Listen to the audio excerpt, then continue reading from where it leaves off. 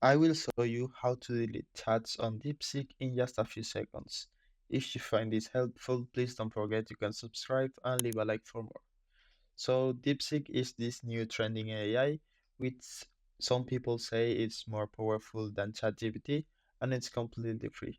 So if you want to learn how to delete chats on DeepSeek, it's very simple. You just need to log into your account, and then if you have the sidebar closed, you will need to open it by clicking this button, and you will see all your chats right here, and you can click these three dots, and you will have the option to rename this chat, so it will change the name that appears right here, or you can also delete it, so all the information in that chat will be lost.